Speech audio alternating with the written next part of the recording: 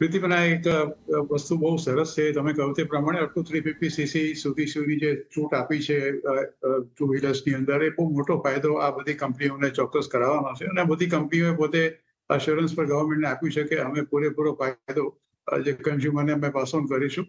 સાથે સાથે જે કારની અંદર જે ડ્યુટી એ લોકોએ ઘટાડી છે, અપ ટુ 1200cc સુધી એ લોકોએ 18% કરી છે. અને પછી બાકીના એની ઉપર જે ગાડીઓ છે, પેટ્રોલની વાત કરું છું, ડીઝલમાં તો અપ ટુ 1500cc સુધી છે.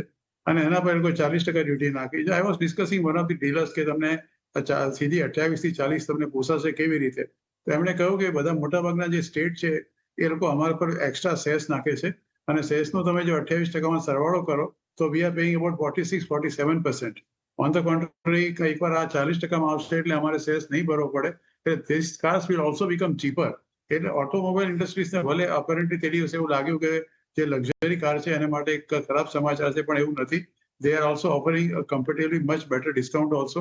એટલે આ ઓટોમોબાઈલ સેક્ટર માટે તો એક વરદાન જેવું છે અત્યારે. અને ટુ વ્હીલર્સમાં ખાસ કરીને જે ફેસ્ટિવલ ડિમાન્ડ આવવાની છે, અત્યારે નવરાત્રી ચાલુ થઈ, દશેરા આવશે, દિવાળી આવશે, નવું વર્ષ આવશે, ક્રિસમસ આવશે, ઘણા બધા પ્રસંગો આવશે.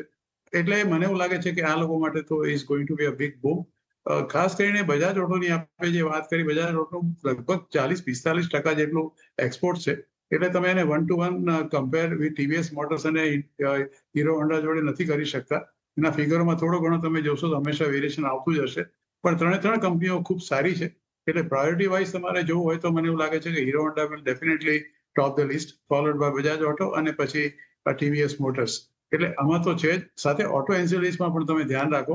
ઘણી બધી ઓટો એન્સિલરીઝ કંપની, અત્યારે બેલરાઇઝની અત્યારે વાત કરી, બાંકો પ્રોડક્ટ્સ છે, એ that company also is equally good. ઘણી બધી છે કે ઓટો એન્સરીઝમાં લિસ્ટેડ કંપનીઓ છે જે દે આર ડેફિનેટલી બેનિફિટેડ.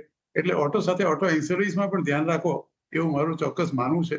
અને ઘણી બધી સારી કંપનીઓ તમને આમાંથી મળી જશે.